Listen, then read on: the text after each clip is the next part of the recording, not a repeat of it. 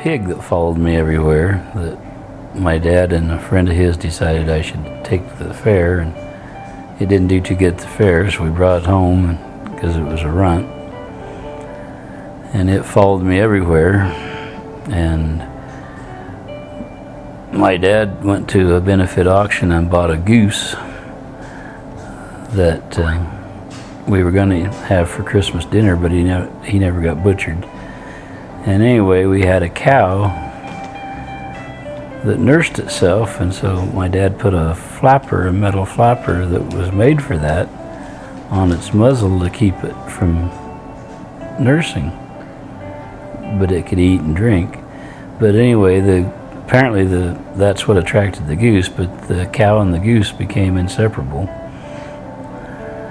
So if you can imagine these skinny little country boys out getting this herd of milk cows that was every color in the book and coming over the hill down the trail with all these cows, and lots of times we had one red cow that we rode, and here comes the goose flapping around along beside the cow with the muzzle, and the pig squealing behind trying to keep up, and a dozen puppies behind the whole deal. The Indians were pretty much always friendly. Chief Joseph was a friend of Cuddy, and he traded there. There's an Indian by the name of Winnemucca that traded with Cuddy. We have copies of the Cuddy ledgers that are very interesting, that tell the men that worked there the amount of wheat that was brought to the mill to be ground into flour, and the amount of lumber and flour that went out of the mill. It was pretty much work, work, work, work. And we didn't have toys or anything like that. When I lived on Rush Creek, had to walk to school, which was just a mile. And in the winter, they didn't plow the snow. And I was very, very tiny when I was younger. And so the big boys would take turns carrying me to school. Well, we always had a lot of activity. We had to interact with some of the wildlife, and I hit a badger in the head with a pop bottle once, and it didn't faze the badger, but he almost chased me down. If it hadn't been for my good dog Tuffy, I jumped in the middle of the badger, and that badger might have got me. Our parents didn't worry much about us getting bucked off. That wasn't a big problem. So we were allowed to, when we were small, 11, 12 years old, to start working on the yearlings. And we thought we could handle them. We got bucked off a lot. And so that's what I did, and he walked back down and got the rifle and come back, and so I shot the cougar out of the tree, and of course we had to tie the dogs up first, because whenever you shoot a cougar out of a tree, sometimes they don't die right away and they'll tear a dog up pretty bad. Mm-hmm. So we tied the dogs up and shot the cougar out, and so we got the cougar out of there. Well, we'd come up a different way than he had when he went back to get the rifle, so I said, I'll take the cat back to the pickup if you'll go around and backtrack where we come up to start with and see if you can find that pistol. And so I started out, and I went back around, and I stepped over a log and looked down, and I could just see the end of the barrel sticking up out of the snow. It was almost a miracle that I ever saw it. Huh. And he pretty near kissed me when I got back to the pickup. He was pretty happy. After you got him back? I have rode Cuddy Mountain ever since I was probably 11 or 12 years old. My first trip to Buck Park, probably a horse Back I was probably 11 or 12 years 11 old. and 12. Did you ride a lot by yourself during those times? Or? Oh, I rode for several years. That was my job, riding, salting, and taking care of the cattle from Brownlee Creek to the Goodrich Creek to Buck Park. So that you had that whole area when you were in charge of? That was my area. I stayed in tents on the head of Beaver Creek. And from the 1st of June at that time till in July sometime, and then we'd go move to what we called beef camp. And then we'd stay there. Do you have any stories about beef camp? You remember? Did your horses run away or anything? Yeah, No, there's no stories. no stories. And I never was a horn hunter because I had a family to feed. My first wife and I had 4 kids, and they seemed like they was always hungry, and so I didn't shoot horns, but I do have a set I packed in that made Boone and Crockett, which is pretty rare anymore on a mule deer. But I passed up some record book heads because I knew I couldn't eat them. And I left a lot of big heads out in the brush because that mountain over there, Cuddy Mountain, is not nice to pack horns off from on a horse, on a deer. Well, I like small towns. I was raised in one, and I like rural country where things are not heavily developed with housing, and I really think this is a beautiful valley. I like the mountains that surround it. We have enjoyed lots of outdoor activities from here. We like to boat, and it's a great rafting town. We're close to McCall, so we can go skiing when we want. And we've skied a lot on Hip Mountain, even though the ski hill's no longer there, because we go up with cross-country gear and ski there. I don't bird hunt much anymore, but when I was a younger man, I always had bird dogs and liked to hunt birds, and Cambridge is a fabulous valley for hunting upland game birds.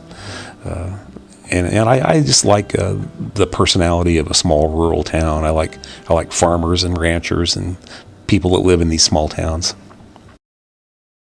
The friends always said, "Oh, I don't want to go home," and that was strange to me because I always wanted to go home. I had work to do, and I wanted to go home. And finally, I asked my teacher why they didn't want to go home. And she said, "You are so blessed. You have a home that you're welcome to, or you enjoy going home to." Oh, they were all good horses. Right? My dad used to say there's no such thing as a bad horse, it's just a horse that hasn't been taught manners. Right? But it seemed like every horse we had was a horse of particular character. We had a saddlebred one time named Kane, and he was 16 and a half hands and a reddish color. But when we got him, he was 6 years old and he'd never been shod on the hind feet. Right? Well, that's kind of unusual. Right? Well, we found out why. Right? Anything that walked behind that horse, right, he would kick it to death. Right? And so my dad, had a friend, right, that was, kind of a boisterous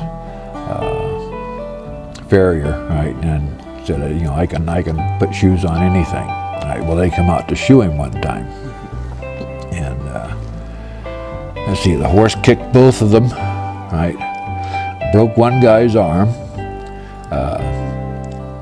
put a big dent in the door of his truck. Right, they tried every typical method, right, to try to subdue him, right, and finally wound up having to knock him out, right, in order to put shoes on his hind feet. Right. And I used to go around from the school to school decorated or dressed up as some kind of ghoul in Halloween time. Everybody looked forward to me coming to school. Grade school and high school and the seniors and all the businesses. But when my daughter became in high school, I thought maybe I might be embarrassing her. And so I said, she said, what are you going to be this year? I said, oh, Mom. I said, honey, I said, I thought maybe I better not because I was afraid I might embarrass you. And she goes, no, you got to do it. Everybody looks forward to you coming in. So how much has from you can say the old Cambridge to now, how much has it changed? Has a lot? Oh, jeez. The old Cambridge, I mean, you had a lot of employment on this block and on the other block. And consider in 1968, that's when I entered high school, there were 325 kids in the Cambridge School District. The gymnasium was pretty much new when I started school. We had the movie theater, we had that hotel, that's where the coffee shop is. And that hotel was a very going concern back before the automobile took over. Because if anybody come up to Cambridge, they came up on the train. And the depot was down there where the kiosk is. There were 2 grocery stores, 3 grocery stores actually when I was a little kid. I know that Idaho Power did that. Were you working for Idaho Power? No, I was working for the Forest Service. Oh. This was a group of, Idaho Power did the financing. Yeah. And Job Corps, they cut up all the metal for us. And then the Army Reserve came in and they did the actual construction of it. I did the design. Oh. And then the Forest Service helped in the construction of it. Okay. And did you have to drive there and back every day? Yes, I did. So that wasn't too much fun, was it? No, it wasn't. But I tell you, I thought I was lost when I came to Cambridge, because the things that I had learned to do and could do, there was no way of doing them.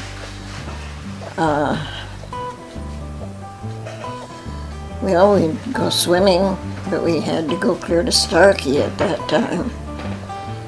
They didn't have a swimming pool. And I liked to play tennis. They did have kind of a tennis court, but it needed a lot of work. And there was no place to roller skate here. And I lived on roller skates when I was in Portland. We never went to the store without being on our skates. So, but here I don't know. As I got a little older, the Saturday night dances was always nice. But we just visited, and that's about all that I can say. But I tell you, I've gone back to Portland to visit, and I'm glad I raised my family up here. I have feelings that small schools do have advantages. My kids had a chance to compete on various teams. They had a chance to run for office. They learned a certain amount of public speaking, and in spite of all the talk, when they went to college, they could manage the work without any trouble. And they certainly had a rounded education in other ways. 3 of my children graduated from college. 8 out of my grandchildren either have graduated or will, and all of them were products of small schools. How much has Cambridge changed since you've been here? Oh, it's since the mill went down, a lot of people had to go otherwhere to find work, and that kind of slowed the town down quite a bit. And the railroad was still running here. At that time, they actually had a depot down here when I first come here. Down there just about where the fairgrounds is. Yeah. And but after the mill went down, just like me, I stayed here about traveling. And they had interviewed the council coach, and he made a statement in the article. He goes, this is what he said. He says Cambridge doesn't have a lot of talent, but they really play well as a team. Words to that effect. And oh man, our fans and players, they didn't like that comment. And somebody, I don't know who it was, made this big sign that it was a banner that went almost the full length of the gym that said, "Show your talent, Cambridge." I like to listen to people getting their advice. And I could pick up 1 or 2 things, you know. You don't have to write everything down. If there's something that you get around somebody that's very knowledgeable, then it pays to open up your mind, and because what we need to do is make life easy for us, right? And have a happy life. That's what you want, is a happy life. And in order to do that, you gotta go for the gusto. When I first got a horse, I remember I loved riding it over in the woods where the Minutemen all came down through from the neighboring towns, and there still were wooded in the old road. Yeah. Still all dirt old roads. So I loved going and riding there. So I might do that after school or on the weekends. But I didn't have somebody else to ride with who knew where anything was, so I would ride out and explore some new direction, and then let my horse come back the way I went, or let my horse bringing me home. Oh, that's cool. That was nice. Yeah.